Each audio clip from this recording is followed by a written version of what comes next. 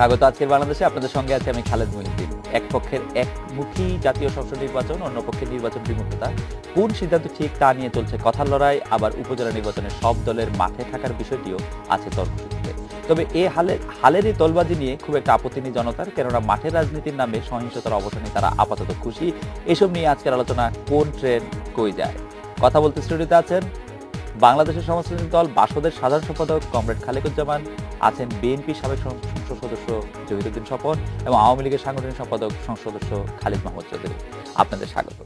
খালিদ মাহমুদ চৌধুরী, আপনার কাছে প্রথমে জানতে চাইবো যে সাংগঠনিকভাবে আপনি আওয়ামী লীগের সাংগঠনিক সম্পাদক, আপনি একটু আমাদের বলবেন সাংগঠনিকভাবে আওয়ামী লীগ এখন কি পরিমাণ সংহত বা শক্তিশালী।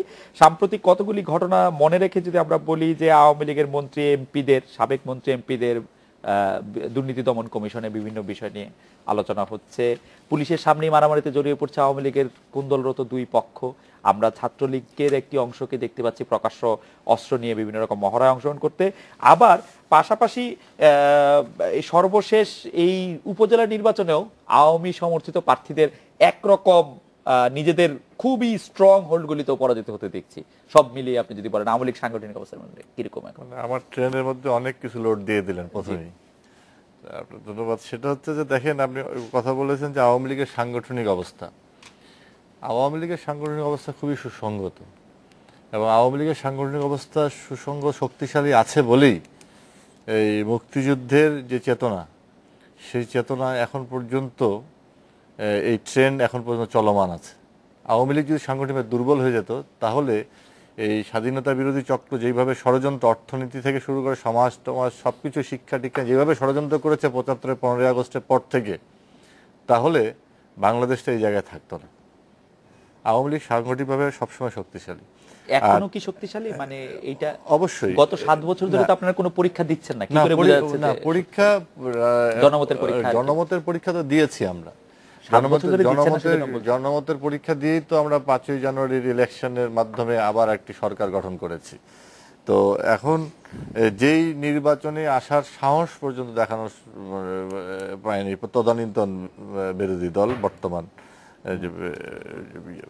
তো সেটা হচ্ছে। পাশাপাশি আপনি বললেন যে দুর্নীতি, অনেক নেতা কর্মী মন্ত্রী এমপি, এটা তো আপনার সাধুবাদ জানানো উচিত। আমি সাধুবাদ জানাচ্ছি, কিন্তু সেটা দলের কোনো ক্ষতি করছে না। না, এটা দলের হয়তো প্রাথমিকভাবে ক্ষতি হচ্ছে, কারণ এই বিষয়টির সঙ্গে আমাদের সাধারণ মানুষ অভ্যস্ত না যে সরকারি দলের একজন সদস্য বা এমপি বা সাবেক মন্ত্রী দুর্নীতি দমন কমিশনের কাছে জবাবদিহি করছেন, তার অর্থনৈতিক বিষয়গুলো সেখানে তারা আমলে নিয়ে আসে, তাদেরকে জিজ্ঞাসাবাদ করছে। এই যে একটা ট্রেন্ড চালু হয়ে গেল, এটাকে সাধুবাদ জানানো উচিত। এবং আমরা আশা করি যেই সব যারা এইসব জায়গায় মুখোমুখি হচ্ছেন, তারা যদি সেখানে থেকে বেরিয়ে আসতে পারেন, আমরা তাদেরকে স্বাগত জানাবো। আর যদি এখান থেকে বেরিয়ে না আসতে পারে, অবশ্যই তাদের জন্য যেটা পাওনা সেটা তারা পাবে। খালিদ ভাই, এইটা কি একটা ছোট ব্যর্থতা মনে হয় যে এতগুলি লোক, গুরুত্বপূর্ণ লোক দুর্নীতির সাথে জড়িত থাকা সত্ত্বেও সরকার গত 5 বছরে তাদেরকে আইডেন্টিফাই করা যায়? এই জায়গাটায় আমি আপনাকে বলি যে সরকার আইডেন্টিফাই, এটা দুর্নীতি দমন যে ইয়েটা আছে, কমিশনটা আছে, সেই কমিশনের দায়িত্বই হচ্ছে এটা, এবং তারা সেই দায়িত্বটা পালন করছে।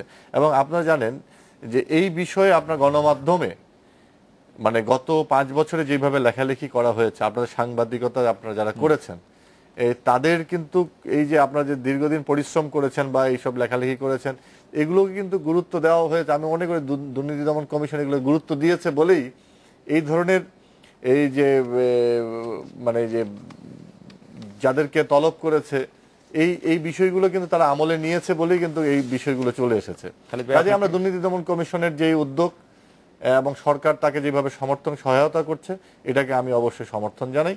আমি আশা করি যারা এখানে সঠিকভাবে যারা কর্মকাণ্ড পরিচালনা করে এত কিছু যা কিছু মানে অর্জন করেছেন, যদি সেখান থেকে সুন্দরভাবে বেরিয়ে আসতে পারে, আমরা তাকে অবশ্যই স্বাগত জানাবো।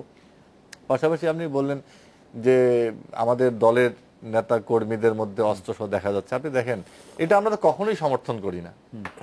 যখনই ঘটনা ঘটেছে তাৎক্ষণিকভাবে আইন শৃঙ্খলা রক্ষাকারী বাহিনী এটাকে পদক্ষেপ। কিন্তু ঘটনা ঘটতে হবে কেন? ধরেন কথা, কিন্তু ধরেন অস্ত্রসহ একটা লোক তো মানে দারুণ রকমের ভয়াবহ। এখন নিশ্চয়ই সেই অস্ত্র লাইসেন্সকারী অস্ত্র নাকি অবৈধ অস্ত্র, কিভাবে সে লাইসেন্স পেলো, যদি লাইসেন্স হয়েও থাকে সে লাইসেন্স পাওয়ার তার সেই ইয়েটা আছে কিনা, এগুলো নিশ্চয়ই তদন্ত সাপেক্ষ ব্যাপার। তো আমি আশা করি আইন শৃঙ্খলা রক্ষাকারী বাহিনী সঠিক তদন্ত করে যথাযথ ব্যবস্থা গ্রহণ করবে। খালিদ ভাই আপনাকে ধন্যবাদ। আমি একটু স্বপন ভাইয়ের কাছে আসি। স্বপন ভাই, আপনার জন্য আমার একটা অরিজিনাল প্রশ্ন আছে, আপনি কি এই বিষয়ে কোনো মন্তব্য করতে চান প্রশ্নটি করার আগে? এই খালিদ ভাই যে বললেন যে আওয়ামী লীগ সাংগঠনিকভাবে খুবই শক্তিশালী, তা না হলে যে ষড়যন্ত্র চলছিল সেই ষড়যন্ত্রের মধ্যে থেকে দেশ আসলে চালানো সম্ভব হতো না, বা দেশের আজকে এই অবস্থা থাকা সম্ভব হতো না, এটি উনি বললেন, যেটি এটি ব্যাপারে আমার মন্তব্য হচ্ছে যে আমি কিছুটা তার সঙ্গে একমত। আওয়ামী লীগ সাংগঠনিকভাবে তো অবশ্যই সেই পরিমাণ শক্তিশালী, যে পরিমাণ শক্তিশালী থাকলে পরে একটা রাষ্ট্রকে এইভাবে তার দলের কাজে ব্যবহার করা যায়। এবং আমি এই ক্ষেত্রে সম্মানিত দর্শক শ্রোতাদেরকে বিনয়ের সঙ্গে হিটলারের কথা মনে করিয়ে দিব। জার্মানি হিটলারের সার্থকতার কিন্তু বড় বৈশিষ্ট্য ছিল তার সাংগঠনিক যোগ্যতা এবং তার সাংগঠনিক শক্তি। ফলে নীতিহীন, মূল্যবোধহীন এবং দেশপ্রেম বর্জিত এবং গণবিচ্ছিন্ন সাংগঠনিক শক্তি কিন্তু কোনো জাতির জন্য সম্পদ না। ফলে এই বিষয়ে বিতর্ক থাকলো। বিতর্ক বহাল রেখে আমি বলছি যে হ্যাঁ, সেই সাংগঠনিকভাবে এতই শক্তিশালী যে রাষ্ট্র সে একচেটিয়া ব্যবহার করছে। আমার মনে হয় যে পরে আবার খালিদ ভাই নিশ্চয়ই এই বিষয়ে বলবেন। আমি আপনার জন্য যে প্রশ্নটি, সেটা হচ্ছে সরকার যখন বিদ্যুতের দাম বাড়ানোর উদ্যোগ নিয়েছে তখনই এর বিরুদ্ধে মাঠে নেমেছে সিপিবি, বাসদ সহ একাধিক বাম দল। আপনারা দাম বাড়ার আগে মাঠে না নেমে বাড়ার জন্য অপেক্ষা করছেন, এরকম একটা মনে হচ্ছে আমাদের, যে আপনারা সেই আন্দোলনটা বা আমরা সার্বিকভাবে দেখছি না। আপনারা বলতে আমি বিএনপি এবং সমমনা দলগুলিকে মেনে করছি। না, বিএনপি তো ইতিমধ্যেই প্রতিক্রিয়া ব্যক্ত করেছে। জি, আপনি বলতে পারেন যে দাম বাড়ানোর আগে কেন প্রতিক্রিয়া ব্যক্ত করে নাই বা সতর্ক করে নাই, সাবধান করে নাই। এই ক্ষেত্রে বিএনপি বাংলাদেশে মধ্যেই দীর্ঘদিন ক্ষমতায় ছিল, রাষ্ট্র পরিচালনার অভিজ্ঞতাও বিএনপির আছে, এবং বিএনপি যদি সুস্থ, সঠিকভাবে এবং অবাধভাবে নির্বাচন হতো তাহলে বাংলাদেশে সে অংশগ্রহণ করত এবং সরকার গঠন করত। সেই জনসমর্থন বিএনপির আছে, এবং সেই কারণেই বিএনপি মনে করে যে এই বিষয়ে, এই বাস্তবতার মধ্যেই একটি সরকার পরিচালনার অভিজ্ঞতার জায়গা থেকেই সে কথা বলতে চায়। ফলে যারা সরকারে যায়নি অথবা সরকারে যাওয়ার সম্ভাবনা নাই, তাদের প্রতিবাদের ধরন আর বিএনপির মতো একটি দায়িত্বশীল রাজনৈতিক দলের প্রতিবাদের ধরনটা তো এক হবে না। প্রতিবাদের ধরন আলাদা হবে, আপনি এটি বলছেন। এটি খুব ইন্টারেস্টিং পয়েন্ট। যেহেতু সরকারে যাওয়ার একটি সম্ভাবনা আছে, আমি এই বিষয়টি একটু খালেকুজ্জামান ভাইয়ের দৃষ্টি আকর্ষণ করছি। আমার মূল প্রশ্নটি আপনার কাছে হচ্ছে, দশম জাতীয় নির্বাচনকে বিএনপি বলেছে আওয়ামী লীগের ভুল ট্রেনে চড়া, অন্যদিকে তাদের নির্বাচন বর্জনকে আওয়ামী লীগ বলছে ভুল ট্রেনে চড়া। কারা ভুল কারা শুদ্ধ, আপনার বিশ্লেষণ কি? আমরা 5 জানুয়ারি নির্বাচনের পরে, আজ মার্চ মাসের 10 তারিখ, এই সময়টুকু পরে যদি আপনার বিশ্লেষণ জানতে চাই, ট্রেনটা কোথায় যাচ্ছে, কোথায় আমরা সেই প্রশ্নটি এখন এই ট্রেনে আপনি আসেন না ট্রেনের বাইরে আছেন, পড়ে আছেন, সেটা গুরুত্বপূর্ণ না। ওনার ট্রেন, যে ট্রেন বলছেন, এইটা গণতন্ত্রের গন্তব্য নয়, এটা লুটপাট তন্ত্রের গন্তব্যের দিকে এসে যাচ্ছে। তাহলে যদি তাই হয়, তা না হবে তাহলে এখন যেটা বলা হচ্ছে যে 7 জন মন্ত্রী, এমপি, সাবেক বর্তমান, তাদের কাছে 4000 কোটি টাকা তাদের কাছে আছে। পত্রিকা লিখতেছে যে 94 জনের কাছে 1,20,000 কোটি টাকা আছে। এবং তারপরে এসে যে উভয় আমলেই, যেমন আমাদের এখানে লেখা আছে সংবিধানে পরিকল্পিত অর্থনীতি, তারা বলতেছে মুক্তবাজার অর্থনীতি।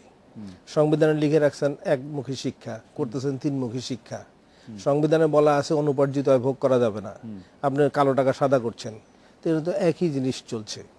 এবং এর সঙ্গে এটা সাম্প্রতিক কথা বলি, যেমন এই যে বিদ্যুতের কথা আমি আসছি, যেমন এইবার যে আলুর কথা যদি ধরেন, সরকার বলছে 86 লাখ টন আলু এবার হয়েছে, কিন্তু আসলে 1 কোটি টনের মতো আলু হয়েছে। কারণ হেক্টর প্রতি যদি আমি 22 টন ধরি, 4.5 লাখ হেক্টরে আলু হয়েছে। তাহলে 1 কোটি কেজি আলু যে হলো, সেখানে কৃষক 1 টাকা করে, এবং আমরা দেখছেন যে আলু ফেলে দিয়েছে রাস্তায়।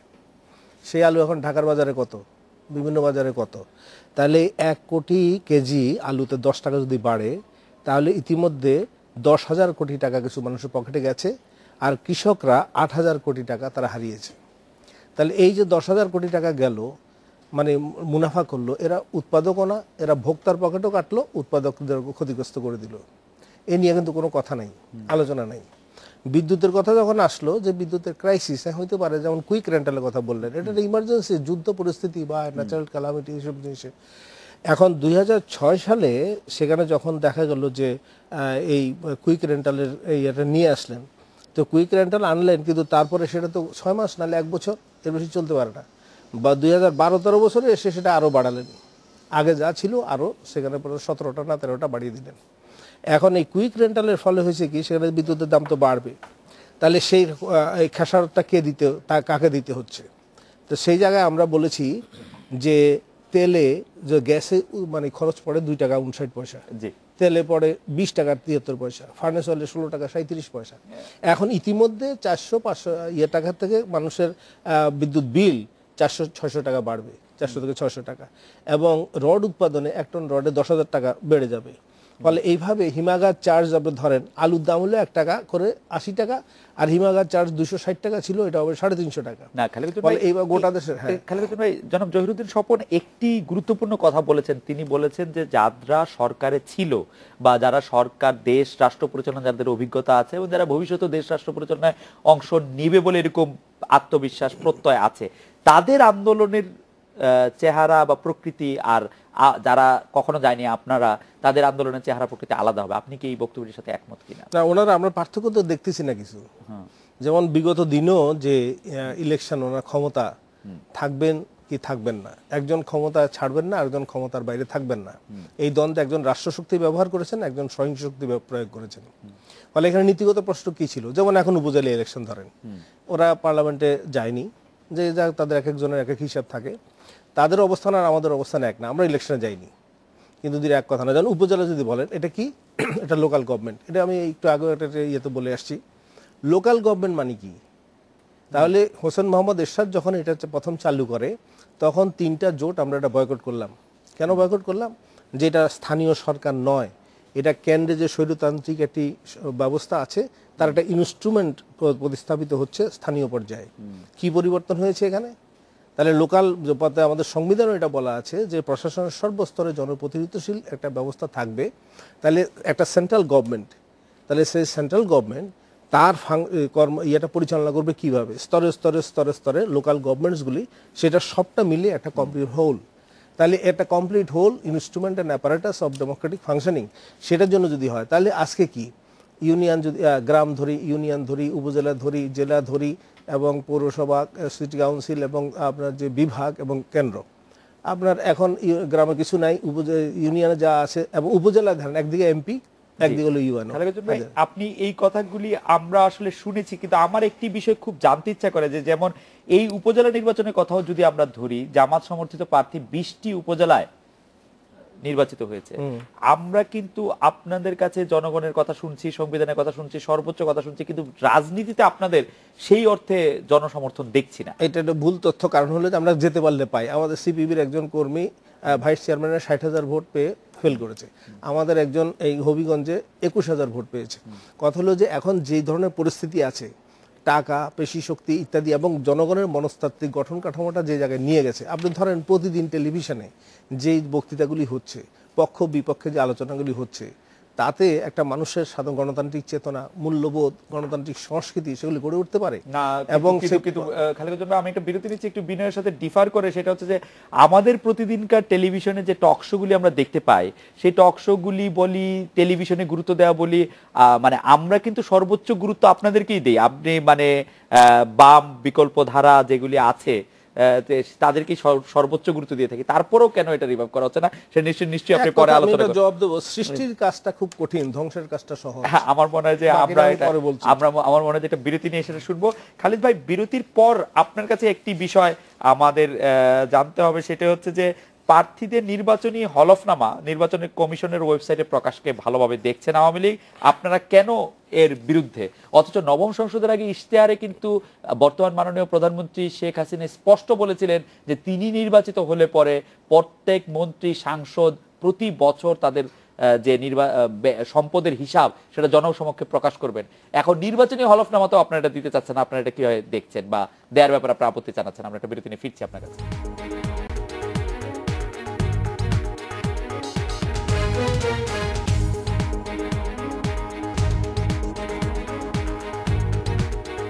ফিরলাম আজকের বাংলাদেশে। খালিদ ভাই, নির্বাচনের আগে আপনার কাছে একটি প্রশ্ন করেছিলাম যে নির্বাচনী হলফনামা নির্বাচন কমিশনের ওয়েবসাইট প্রকাশকে ভালো চোখে দেখছেন আওয়ামী লীগ। আমি আপনার স্মরণ করার জন্য আমি নবম সংসদে আওয়ামী লীগের ইশতেহারে 5.3টা আবার একটু পড়ে শোনাতে চাই যে নির্বাচন কমিশন, মাননীয় প্রধানমন্ত্রী শেখ হাসিনা পঠিত সেই নির্বাচনী ইশতেহারে বলা হয়েছিল নির্বাচন কমিশন এবং নির্বাচন পদ্ধতি চলমান সংস্কার অব্যাহত থাকবে, জাতীয় সংসদকে কার্যকর ও সরকারের জবাবদিহিতা নিশ্চিত করা হবে। প্রধানমন্ত্রী, মন্ত্রিসভার সদস্য এবং সংসদ সদস্য এবং তাদের পরিবারের সম্পদের হিসাব ও আয়ের উৎস প্রতি বছর জনসমক্ষে প্রকাশ করা হবে। আপনি যদি বলেন যে এখন নির্বাচনী হলফনামাও সেটি প্রকাশের বিরুদ্ধে বলছেন আওয়ামী লীগের সাধারণ সম্পাদক। আসলে মানে আপনি দেখেন যে নির্বাচন হল নবম জাতীয় সংসদের ইশতেহারে আমরা এটা দিয়েছিলাম, আপনি সেটা নবম জাতীয় সংসদ ইশতেহার বলে, এবং সেটা কিন্তু নির্বাচন কমিশনের কাছে জমা ছিল।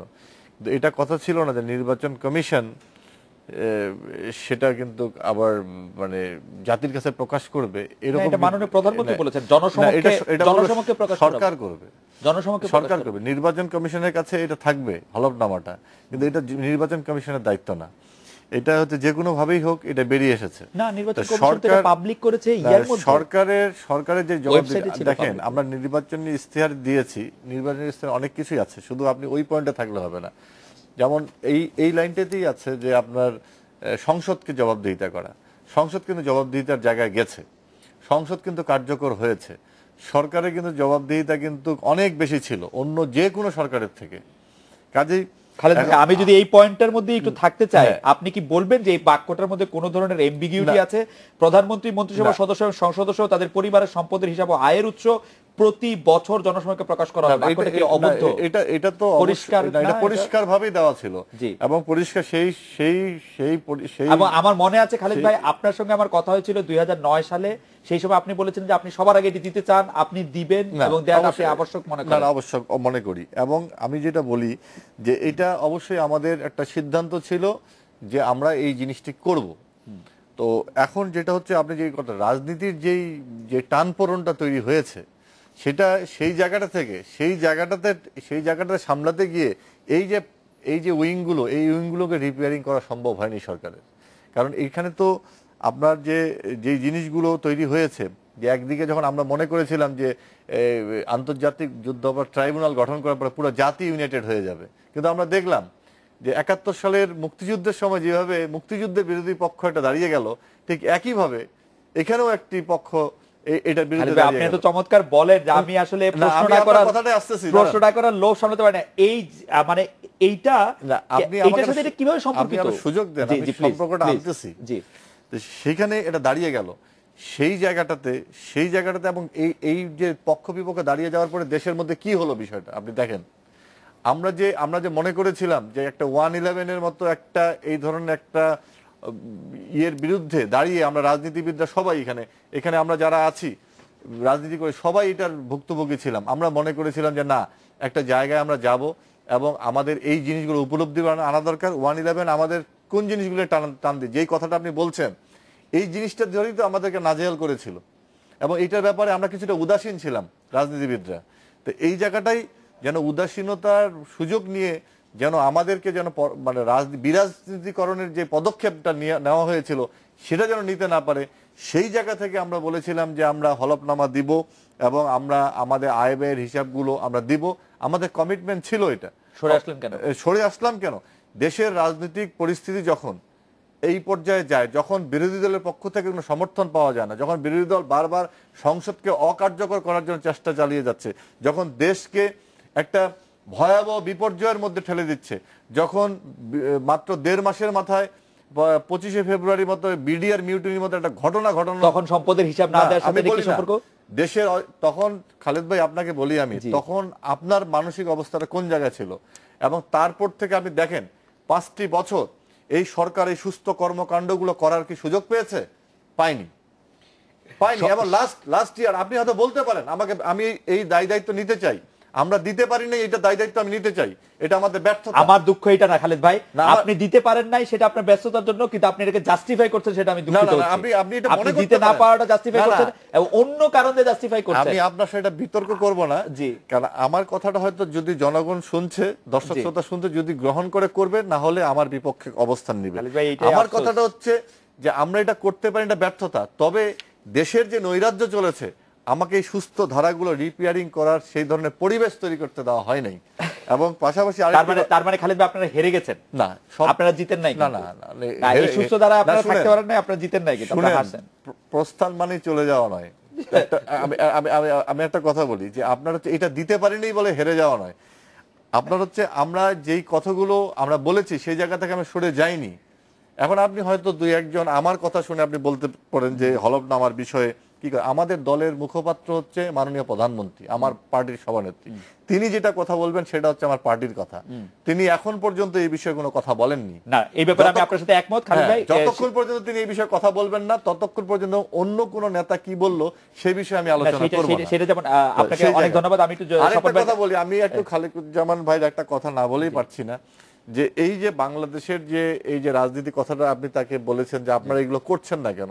এখন দেখেন, আমরা কিন্তু জনগণের সাথে সম্পর্ক দিন দিন আমাদের রাজনৈতিক দলগুলো, যে বামপন্থী যারা রাজনীতি করেছে এক সময়, আমি শ্রদ্ধা রেখে বলতে চাই, জনগণের সঙ্গে তাদের যে রিলেশনটা ছিল বা নেতাদের যে সেই রিলেশনটা চির ধরেছে। এবং এই যে আমরা যে এই যে আজকের বাংলাদেশে টকশোতে এসেছি, এই জায়গায় আলুর দাম বাড়লো কমলো, গ্যাসের দাম বাড়লো কমলো, বিদ্যুতের দাম বাড়লো কমলো, এটা নিয়ে একটা কথা বলেই আমার দায়িত্ব শেষ করে ফেলতেছি। আর এই যে টক শোটাই কিন্তু আমরা মনে করছি একমাত্র জায়গা, কিন্তু না, জনগণের কাছে যেতে হবে। জনগণের কাছে আমরা যেতে পারছি না বলেই এই দুর্বলতার সুযোগ নিয়ে কিন্তু আছে স্বাধীনতা বিরোধী চক্রগুলো আজকে কিন্তু এই 20টার মতো আমার মনে হয় যে উপজেলা চেয়ারম্যান দখল করে। আমার মনে হয় যে খালিকুজ্জামান ভাই এই ব্যাপারে জবাব দিবেন। আমি একটু জহিরুদ্দিন শোভন ভাইয়ের কাছে আসি, যে শুরু থেকে আপনারা বলছেন যে বর্তমান ইসি বা নির্বাচন কমিশন সরকারের অনুগত। আজও আপনাদের মুখপাত্র যে আছেন রিজভী ভাই, উনিও বলেছেন যে এই ইসির অধীনে নির্বাচন, মানে এই ইসির অধীনে নির্বাচনটা ঠিক সুষ্ঠু ও নিরপেক্ষ হয় নাই। উপজেলাতেও উপজেলা নির্বাচনে সুষ্ঠু নিরপেক্ষ করার ক্ষেত্রে বর্তমান নির্বাচন কমিশনকে প্রধান বাধা মনে করছেন আপনি। আপনি এই বিষয়টাকে কিভাবে দেখেন? আসলেই কি নির্বাচন কমিশনটা একটা বাধা বা মানে প্রধান বাধা সুষ্ঠু নিরপেক্ষ নির্বাচন করার? এটি প্রশ্নের কোনো অবকাশ রাখে না, কেননা ইতিমধ্যেই গত 5ই জানুয়ারির জাতীয় সংসদ নির্বাচনের যে চেহারা এবং সেখানে যে প্রহসনের নির্বাচনের যে চিত্র সারা পৃথিবীব্যাপী মানুষ দেখেছে, এবং পরবর্তীকালে এই মুহূর্তেও যে উপজেলা নির্বাচন চলছে, পত্রিকায় গতকালকেও দেখেছেন আপনারা যে আওয়ামী লীগের প্রার্থীদের মধ্যেই কি ধরনের মারামারি চলছে এবং কি ধরনের সেখানে অস্ত্র প্রদর্শনী চলছে। আবার এটাও দেখেছেন পত্রিকায় যে একটি নির্বাচনী এলাকার একটি ভোট কেন্দ্রে 107% ভোট সংগ্রহ করা হয়ে গেছে। আবার আমার নিজের উপজেলা গৌরনদীতে, যেখানে আমি নিজে যখন এমপি নির্বাচিত হয়েছিলাম তখন আমি ভোট পেয়েছিলাম যে উপজেলাতে 60,000, সেখানে আমার প্রতিদ্বন্দ্বী যিনি ছিলেন নৌকা মার্কার আওয়ামী লীগের, তিনি ভোট পেয়েছিলেন মাত্র 19,000। কিন্তু এবারে আওয়ামী লীগের উপজেলা চেয়ারম্যান প্রার্থী ভোট পেয়েছেন 68,000, আর নিকটতম প্রার্থী বিএনপি তিনি পেয়েছেন মাত্র 3,000। তার মানে ভোটের কি ধরনের ভোটের চেহারা ছিল আপনারা ভালো করে বুঝতে পারবেন। ফলে এই সমস্ত চিত্রগুলি প্রধান নির্বাচন কমিশনার নিজেও কিন্তু এই মুহূর্তে দেশে নাই এবং তিনি দীর্ঘদিন দেশের বাইরে অবস্থান করছেন, নিশ্চয়ই আপনারা এটাও দেখেছেন। ফলে গোটা নির্বাচনী ব্যবস্থা এবং নির্বাচন কমিশনের এই উদাসীনতা, দায়িত্বহীনতা এগুলি কিন্তু নতুন না। এরশাদ সাহেব প্রার্থী হবেন কিনা, তার প্রার্থিতা প্রত্যাহার হবে কিনা, এ সম্পূর্ণ বিষয় সরকার এবং প্রধানমন্ত্রী কার্যালয় থেকে যেভাবে রিমোট করা হলো সেইভাবে কিন্তু নির্বাচন কমিশন সবকিছু করলো। এবং শেষ পর্যন্ত দেখা গেল যে আপনার এরশাদ সাহেবের মনোনয়নপত্র উনি প্রত্যাহার করার শর্তেও কিন্তু সেটা প্রত্যাহার হয় নাই। নির্বাচন কমিশন ইতিমধ্যেই এই সরকারের একটি অঙ্গ সংগঠনে পরিণত হয়েছে, অথচ সংবিধান অনুযায়ী নির্বাচন কমিশন কিন্তু একটি সাংবিধানিক প্রতিষ্ঠান এবং আমাদের দেশের সমস্ত ভোটারদের ভোটাধিকারকে নিশ্চিত করাই কিন্তু তার কাজ। এবং ভোটারদের ভোটাধিকারকে নিশ্চিত করার আগে যাতে ভোটাররা আরও বেশি করে নির্বাচন সম্পর্কে পরিষ্কার চিত্র পায়, সেজন্য কিন্তু প্রার্থীদের সম্পর্কে যথাযথ তথ্য অবহিতকরণের জন্যও কিন্তু নির্বাচন কমিশনকে দায়িত্ব পালন করতে হবে। এবং এটা শুধু নির্বাচন কমিশনের যে ঘোষিত দায় দায়িত্বের মধ্যেই পড়ে তাই না, আদালতও কিন্তু একটি রায়ের মধ্য দিয়ে প্রার্থীদের সম্পর্কে 8টি তথ্য প্রচার করার একটি দায়িত্ব কিন্তু দিয়েছে। দেখা গিয়েছে যে সেক্ষেত্রে আপনি একটু আগে আলাপ করছিলেন আওয়ামী লীগের সংসদ সদস্য খালেদ সাহেবের সঙ্গে, যে সাংগঠনিক সম্পাদককে, যে আপনার সেখানে হলফনামারই উল্টো বরঞ্চ বিরোধিতা করা হচ্ছে, অথচ বিগত নির্বাচনী ইশতেহারে তারা কিন্তু বলেছিলেন যে তারা এটা করবেন। এই ধরনের সবিরোধিতাগুলির মধ্যে দিয়ে কিন্তু দিনকে দিন যেটা প্রমাণিত হয়, আমি আগেই যেটা বলেছিলাম যে এই সবিরোধিতাগুলির মধ্যেই কিন্তু এক ধরনের সাংগঠনিক শক্তি প্রমাণিত হয়। সেই সাংগঠনিক শক্তির মধ্যে এক ধরনের রেজিমেন্টেশন প্রমাণিত হয়। এটা কিন্তু এক ধরনের ফ্যাসিজম মুখী যখন হয় একটা রাজনৈতিক দল, যখন সে একটা সিস্টেমেটিক ফ্যাসিজমের জন্মদাতায় পরিণত হয়, তখন কিন্তু তার এই ধরনের শক্তিগুলি বৃদ্ধি পেতে থাকে।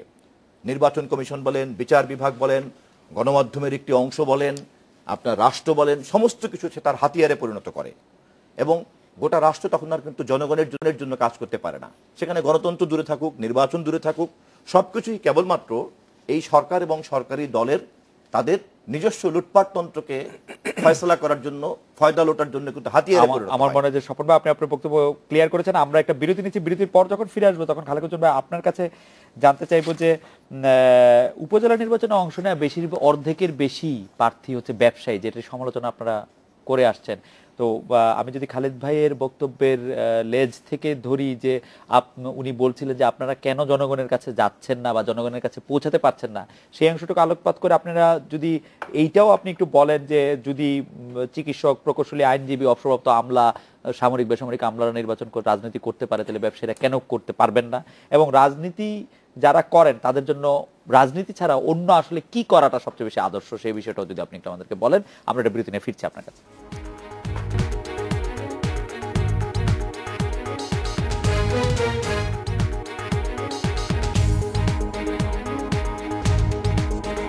ফিরলাম আজকের বাংলাদেশে। খালেক হোসেন ভাই, রাজনীতিবিদদের ব্যবসায়ীদের রাজনীতিতে অংশগ্রহণ করা বা কারা আসলে রাজনীতিতে অংশ নেওয়া উচিত আপনি, এবং জনগণের কাছে বাম রাজনীতি পৌঁছাতে পারছে না বলে একটি মন্তব্য করেছেন খালেদ মাহমুদ, আপনি সেই সম্পর্কে? এটা প্রথম ওই খালেদ মাহমুদ ওনার যে বক্তব্য যেটা বলছেন যে কিছু বামপন্থীরা ডান দিকে চলে গিয়ে সেটা বামপন্থার আন্দোলনকে, রাজনীতিকে কিছুটা প্রশ্নের মুখে ফেলেছে এবং কিছু ক্ষতিগ্রস্ত করেছে। এটা যেমন সত্যতা আছে, সেটা দায়িত্ব আমরা নিব কিভাবে, সেটা একটা দিক আছে। আর হলো যে দায়িত্ব শেষে যে কথা হলো যে টকশোতে কিছু কথা বলা, কথাটা কিন্তু যেমন একজন সক্রিয় রাজনীতিবিদ হিসাবে তার অন্তত জানা থাকা তো বটেই দরকার ছিল। যেমন এই যে বিদ্যুতের ব্যাপারে এনার্জি রেগুলেটরি কমিশনের সামনে সিপিবি বাসদ আমরা ওখানে গিয়ে অবস্থান নিয়েছি। আমরা বিভিন্ন সারা দেশে আমরা এর বিরুদ্ধে প্রতিবাদ, শুধু জনসাধারণদের অ্যাওয়ারনেস তৈরি করা, কেন শুধুমাত্র বিরোধিতা না, এই যে বিদ্যুতের দাম বাড়ানোটা কেন অযৌক্তিক, এই বিষয়ে কথা বলেছি। আগামী 16 তারিখে আমরা এই যে জ্বালানি মন্ত্রণালয়ের সামনে অবস্থান আছে, আলু চাষিদের এই দুর্ভোগের দিনে আপনারা দেখেছেন যে প্রেস ক্লাবের সামনে এসে তারা এই আলু রাস্তায় ফেলেছে, সেগুলি পত্রিকায় এসেছে এবং সমস্ত জেলায় জেলায় তাদেরকে নিয়ে, কৃষকদের নিয়ে আমরা সেটা করার চেষ্টা করেছি।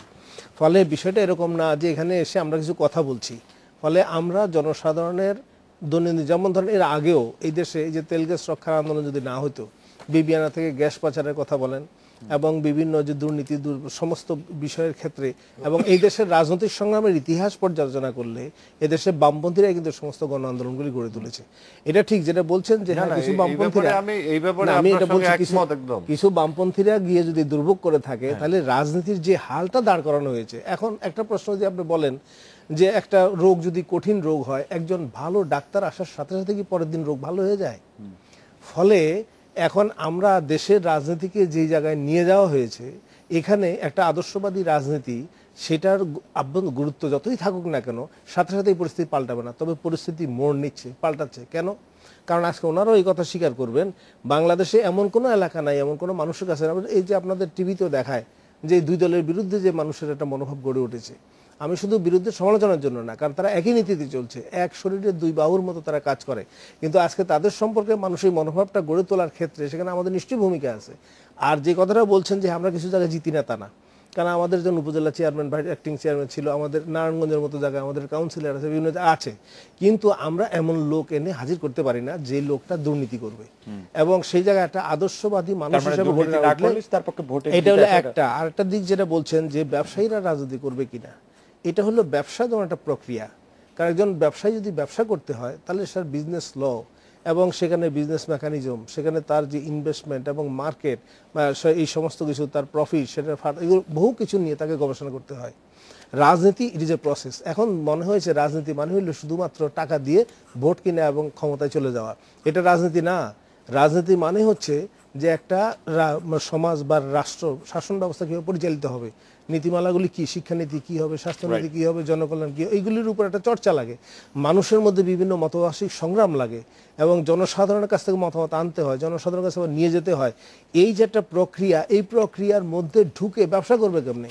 তাহলে ব্যবসায়ী যদি এই প্রক্রিয়ায় ঢুকতে চায় ঢুকতে পারবেন, কিন্তু রাজনীতিকে ব্যবসার কাজে ব্যবহার করতে পারবেন না। ফলে এখন যেটা হয়েছে, রাজনীতি গুণগত মান এখানে নেমে গেল কিভাবে? আগে বুর্জুয়া রাজনীতির একটা স্ট্যান্ডার্ড ছিল, তারাও মানুষের কাছে যেত, একটা কথা মানুষকে বোঝানো চায়। এই আওয়ামী লীগের কথাই ধরেন না, তারাও তো পাকিস্তান আমলে মানুষকে বোঝাতে হয় নাই, 6 দফা ব্যাখ্যা করতে হয়েছে, আইয়ুবের সেই নীতির বিরোধিতা কীভাবে সেগুলো নিয়ে কথা বলতে হয়েছে। কিন্তু আজকে এসে দেখা যায় যে এখানে তাদের সেই নীতিগত আদর্শগত সংগ্রামটা তেমন নাই। এখন সেদিন তাদের, যেটা আমি আর আগেও বহুবার বলেছি, যে সেদিন পাকিস্তানিদের উপনিবেশিক নীতির সঙ্গে মোকাবেলা করেছে তারা, বিরুদ্ধে একটা অবস্থান। যেমন ওরা যখন বলছে যে এই কথাটা শেষ করে দেয়, আজকে কিন্তু দেখা যায় যে আইয়ুব খানের নীতি এবং গোলাম আজমদের নীতি, জামাত ইসলামের নীতি কিন্তু অনুসরণ করছেন একভাবে আদর্শিকভাবে, আবার বিরোধটাও দেখাচ্ছেন একদিকে। আবার রাজনীতির মধ্যে যেমন এখন ধর্ম এবং মুক্তিযুদ্ধ, এটা একটা বাটখারার মতো, ভোটের পাল্লা ভারী করার জন্য এই বাটখারাটা যদি আমি ব্যবহার করি, তাহলে ধর্মেরও নষ্ট হয় এবং মুক্তিযুদ্ধের চেতনা আঘাতপ্রাপ্ত হয়। ফলে এই বিষয়গুলিকে আমরা বলছি যে আমরা মুক্তিযুদ্ধের সত্যিকারের চেতনা যে তাকে বাস্তবায়ন করা এবং ধর্মকে রাজনীতি থেকে বিযুক্ত রেখে সেটা ধর্মবিশ্বাসী মানুষের তাদের অধিকারকে সংরক্ষণ করা দরকার। খালিদ মাহমুদ ভাই, আমরা দেখেছি যে রাষ্ট্রীয় বিভিন্ন অনুষ্ঠানের জন্য বেসরকারি পর্যায় থেকে চাঁদা তোলার ঘটনা ঘটছে। মানে সাম্প্রতিক একটি ঘটনার কথা যদি আমরা বলি, যে একটি লাখো কণ্ঠে জাতীয় সঙ্গীত অনুষ্ঠানের জন্য অর্থমন্ত্রী 100 কোটি টাকা চাঁদা তুলেছেন বলে যে খবর বেরিয়েছে, তার তীব্র নিন্দা জানিয়ে ট্রান্সপারেন্সি ইন্টারন্যাশনাল এই কার্যক্রম থেকে বিরত থাকতে সরকারের প্রতি আহ্বান জানিয়েছে। যারা চাঁদা দেয় তাদের স্বচ্ছতা জবাবদিহি নিশ্চিত করতে সরকারের কার্যক্রমের নৈতিক ভিত্তি দুর্বল হয়ে পড়ে কিনা? না, এটা আমাদের জাতীয় সঙ্গীত গাওয়ার জন্য কেউ যদি সহযোগিতার হাত বাড়িয়ে দেয়, তো এখানে কারো কষ্ট পাওয়ার কিছু আছে কি? কেন কষ্ট পাচ্ছে, মানে কেন কষ্ট পাচ্ছে, এটা তো আমারও কথা, এটা সমগ্র দেশবাসীর কথা, যে জাতীয় সঙ্গীত আমার সোনার বাংলা, আমি তোমায় ভালোবাসি, এই কথা বলার জন্য যে কেউ যদি আমাকে সহযোগিতা করে, তাহলে কোন পক্ষ কষ্ট পেতে পারে সেটা আমারও প্রশ্ন। যাই হোক, ওই জায়গাটায় আমি আর যেতে চাই না। তো আমি বলতে চাই যে আসলে মানে খালেকুজ্জামান ভাই যে কথাটা বলেছে, আমি একটা বিচারে কাঠ করে দাঁড়িয়ে গেলাম, সেটা হচ্ছে যে বামপন্থী এই যে কথাটা আপনি বলেন, এই উপমহাদেশে কিন্তু বাম আন্দোলনের ধারাবাহিকতায় কিন্তু আজকে আমরা এই জায়গাটায়, কিন্তু রাজনীতির যে চরিত্রটা আপনি কথা বলেন, বর্তমান সময়ের রাজনীতি শুধু কথা বললে হবে, আমরা রাজনীতির চরিত্রটা ডে বাই ডে কিন্তু হারিয়ে ফেলছি। এবং এই হারানোটা শুরু হয়েছে কখন? যখন এই দেশের স্থপতিকে রাষ্ট্রীয় সন্ত্রাসের মাধ্যমে হত্যা করা হলো, তারপর থেকে কিন্তু ধারাবাহিকভাবে আপনি কিন্তু এই যে রাজনীতির ইয়েটা কিন্তু মানটা কিন্তু কমে যাচ্ছে, বাড়তেছে না। এটা নিশ্চয়ই আপনি আমার সঙ্গে একমত হবেন। এবং এই যে বাড়তেছে না, এটা বাড়তে দেওয়া হচ্ছে না, এটাই হচ্ছে দেশের মধ্যে ষড়যন্ত্র, এটাই হচ্ছে স্বাধীনতা বিরোধীদের ষড়যন্ত্র। এই রাজনীতির মান কমে যাচ্ছে, শিক্ষার মান কমে যাচ্ছে এবং অর্থনীতিটাকে দুর্নীতিগ্রস্ত করা, ষড়যন্ত্রমূলক মনে করছে অবশ্যই।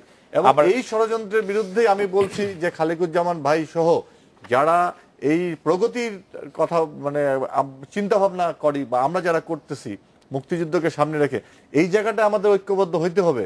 এই জায়গাটা যে আমরা ঐক্যবদ্ধ না হই, তাহলে স্বাধীনতা বিরোধী চরিত্র আমাদের সকল চরিত্র নষ্ট করে দিবে, শুধু রাজনৈতিক চরিত্র নয়। আমরা একটু স্বপন ভাই আপনার কাছে জানতে চাইবো যে সম্প্রতি বিএনপির একজন শীর্ষ নেতা ছাত্র দলের কর্মীদের উদ্দেশ্যে বা ছাত্র দলের উদ্দেশ্যে বলেছেন, বক্তৃতা আলোচনা সভা করলে সরকার ক্ষমতা ছাড়বেন না, তাদের হঠাৎ হলে গণ আন্দোলন ছাড়া কোনো বিকল্প পথ নেই। আপনি গণ আন্দোলনটার পথ কিরকম দেখেন সামনে? আপনার কাছে কি মনে হয় গণ আন্দোলন কিভাবে করা সম্ভব? না, গণ আন্দোলনের তো ধরেন প্রথম শর্তটাই তো আমরা সবাই জানি যে একটা দেশের সরকারের সম্পর্কে গণমতটা কি তৈরি হচ্ছে, সেটি হচ্ছে সবচেয়ে গুরুত্বপূর্ণ। এবং সেই জনমত যখন একটা পর্যায়ে গণবিক্ষোভে পরিণত হয়, সেই গণবিক্ষোভ একসময় গণবিদ্রোহে পরিণত হয় এবং সেই গণবিদ্রোহী একসময় গণ আন্দোলন এবং গণ অভ্যুত্থানে পরিণত হয়। এবং এই ক্ষেত্রে এই ঘটনার নায়ক কিন্তু সরকার নিজেই, কারণ এই সরকার তার কর্মের মধ্য দিয়েই কিন্তু ধীরে ধীরে এই জনমত তৈরি করেন তার বিরুদ্ধে এবং সেই জনমতকে তিনি বিক্ষুব্ধ করেন, সেই জনমতকে তিনি বিদ্রোহীতে রূপান্তরিত করেন এবং তারপর সেই জনমতের আগুনে তিনি নিজেই পুড়ে মরেন। এটাই ইতিহাস পড়লেই আমরা দেখি, এটাই হচ্ছে ইতিহাস। এবং সেই বিবেচনায় বর্তমান সরকারের সমস্ত কর্মকাণ্ড, বিশেষ করে বিগত 5ই জানুয়ারির প্রহসনের নির্বাচনের মধ্য দিয়ে এই সরকার সম্পূর্ণই একটি স্বঘোষিত সরকারে পরিণত হয়েছে এবং সরকারের গুরুত্বপূর্ণ ব্যক্তিবর্গের বক্তব্যের মধ্যে যে আক্রমণাত্মক ভাষা, এটা দেখলেই বোঝা যায় যখন একজন ব্যক্তি অথবা একটি প্রতিষ্ঠান যখন তার বৈধতার সংকটে ভোগে, তখনই কিন্তু একজন আতঙ্কিত ব্যক্তি এবং আতঙ্কিত প্রতিষ্ঠান এ ধরনের আক্রমণাত্মক কথা যে বলে। স্বপন ভাই, আমরা একটা বিরতি নিচ্ছি। বিরতির আগে আমি একটু খালেদ ভাই আপনাকে উদ্দেশ্য করে অনেক মন্তব্য আসছে, আমি একটি বাছাই করা মন্তব্য এরকম শোনাচ্ছি। সেটি হচ্ছে এরকম যে আপনারা যদি দেশ নিয়ে ব্যস্ত ছিলেন সেটি স্বাভাবিক, সেটি হওয়ারই কথা, কারণ যে ধরনের সহিংস ঘটনা ঘটেছে, কিন্তু তাহলে আপনাদের সম্পদ কেন বাড়লো? আমরা একটা বিরতি নিচ্ছি খালেদ ভাই, বিরতির পর ফিরে এসে এই সম্পর্কে যদি আপনাকে কিছু বলার থাকে আমরা শুনবো।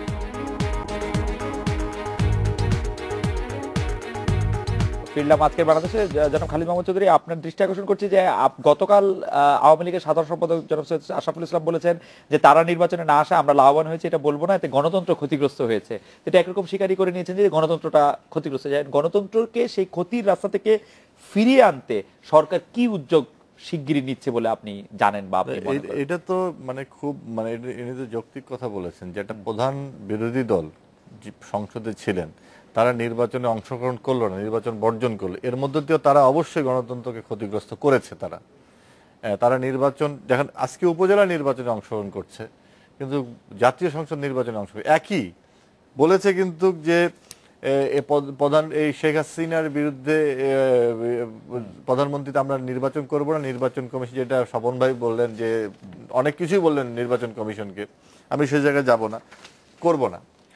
মানিকগঞ্জের জনসভায় দাঁড়িয়ে বলেছেন যে রক্ত দাও, লাশ দাও, আমি এই দেশকে গণতন্ত্র দিব। আজকে যদি আমি বলি, আজকের বাংলাদেশে দাঁড়িয়ে যে আপনি আপনার কথায় রক্ত দিল, এত ক্ষয়ক্ষতি হলো, হাজার হাজার এই যে মানুষ ক্ষতিগ্রস্ত হলো, হাঁস মুরগি গরু ছাগল কোনো কিছু রেহাই পেল না, রাস্তাঘাট গাছপালা কেউ রেহাই পেল না, সবকিছু ধ্বংস করে দিয়ে এখন যারা ক্ষতিগ্রস্ত তারা যদি এখন খালেদা জিয়াকে বলে যে আমরা তো সবকিছু দিলাম, আমরা কি পেলাম, রাইট, উত্তরটা কি দিবে খালেদা জিয়া? আমার মনে হয় যে স্বপন ভাই আপনার কাছে জানতে চাইবো যে গণতন্ত্রের যতটুকু ক্ষতি হয়েছে সেটা তো একদম প্রকাশ্য, এইটার থেকে রক্ষা পেতে হলে বা রেমেডি কি আপনি দেখেন? আমি আর বিতর্কের মধ্যে গেলাম না, কারণ বিষয়গুলি এত পুরনো আর এত একঘেয়েমি বিতর্ক যে আমি নিশ্চিত যে দর্শক শ্রোতারা আমাদের মতো তোষামোদকারী রাজনৈতিক নেতা নেত্রীদের এই সমস্ত বক্তব্য শুনে খুব ক্লান্ত বোধ করে, এবং আমি নিজেকে ওই খাতায় নাম লেখাতে চাই না। আর সমাধানের যে কথাটা বলেছেন সেই ক্ষেত্রে আমার সুস্পষ্ট বক্তব্য, যা আমি আগেও বলেছি, আমি এখনো মনে করি যে আমাদের দেশে রাজনীতির মধ্যে একটি গুণগত পরিবর্তন আনতে হবে। কেননা এই ঘুণে ধরা এই রাজনৈতিক প্রক্রিয়া নিজেই কিন্তু প্রতিনিয়ত রাজনীতি বিরোধী একটি পরিবেশ তৈরি করছে। সে প্রতিনিয়ত নিজেই কিন্তু একটি নতুন স্বৈরাচারের জন্য পরিবেশ তৈরি করছে, বিরাজনীতিকরণের পরিবেশ তৈরি করছে। এবং সবচেয়ে দুর্ভাগ্যজনক হচ্ছে যে আমরা রাজনীতির ময়দানে যারা আছি, আমরা রাজনীতিবিদরাই আমাদের এই মৌলিক ভুল ত্রুটিগুলিকে আমরা উপলব্ধি করি না। আর এই উপলব্ধিটা শুরু হতে হবে সরকার থেকে এবং সরকার প্রধান থেকে। সরকার প্রধান যে ভাষায় কথা বলছেন, এই ভাষায় কথা বলার মধ্য দিয়ে বাংলাদেশের রাজনৈতিক সমস্যার সমাধানের কোনো প্রক্রিয়া আপনি মনে করছেন যে ভাষাগত পরিবর্তনের পাশাপাশি শুধু ভাষা না, ভাষাটা আমি ভাষাটা একটা উদাহরণ, আমাকে একটু ইন্টারাপ্ট না করে কথা বলতে দিলে আমি পুরো কথাটা বলতে আমাদের একদম আমি মূলত ভাষার কথা বলছি না। আমি আমার বক্তব্যটাই ছিল যে রাজনৈতিক প্রক্রিয়ার মধ্যে গুণগত পরিবর্তন আনতে হবে, এবং যেহেতু ক্ষমতাসীন রাজনৈতিক দল একটি নির্দিষ্ট সময় রাজনৈতিক প্রক্রিয়াকে নেতৃত্ব দেয়, ফলে তাকেই বুঝতে হবে রাজনীতির এই পরিবর্তনটা কিভাবে আসে। কোনোভাবেই ক্ষমতাসীন দল যদি মনে করে যে বিগত 20-25 বছর যাবৎ এত একটি জনপ্রিয় প্রধান বিরোধী রাজনৈতিক দল যিনি বারবার ক্ষমতায় ছিলেন তাকে নির্মূল করে দেওয়া সম্ভব হবে, তাহলে একটা আহাম্মকের স্বর্গে বাস করা হবে। খালেকুজ্জামান ভাইয়ের কাছে আমরা আসবো যে কিভাবে এই ক্ষতি কাটিয়ে তোলা যায়। আমাদের একদম 30 সেকেন্ড সময় আছে। না, ওটা আমি জাস্ট বলি যে যেটা বলছেন যে গণতন্ত্র ক্ষতিগ্রস্ত, বিষয়টা তা না। আসলে গণতান্ত্রিক কোনো শাসন সেই অর্থে দেশে প্রতিষ্ঠিত হয়নি। নিয়মতান্ত্রিক ক্ষমতা হস্তান্তরের যে প্রক্রিয়া সেটা বাধাগ্রস্ত হয়ে যাচ্ছে। কারণ এখানে যেটা এক নম্বর, আমরা ইলেকশন সবাই মিলে ইলেকশন করা দেখেছি, ইলেকশন সবাই মিলে বর্জন করা দেখেছি, কেউ অংশগ্রহণ করেছে কেউ বর্জন করেছে তাও দেখেছি। কিন্তু তাতে তারা যেটাকে বলে পার্লামেন্ট সচল হয় নাই, এক পায়ে দাঁড়াচ্ছিল। যারা হেরে গেছেন তারা সেটা মানেন নাই, সেটাও আমরা দেখেছি। এবং এই নির্বাচনে বিরোধাত্মক অবস্থান থাকলেও নীতিগতভাবে তারা একমতে চলেছেন, সেগুলি আমরা লক্ষ্য করেছি। ফলে গণতন্ত্রের জন্য যেটা দরকার সেটা একটা গণতান্ত্রিক আইন কানুন বিধি বিধান প্রথা প্রতিষ্ঠান তার সঙ্গে বহু কিছু মিলিয়ে একটা গণতান্ত্রিক ব্যবস্থা কার্যকর হয়, সেটা এখানে অনুপস্থিত।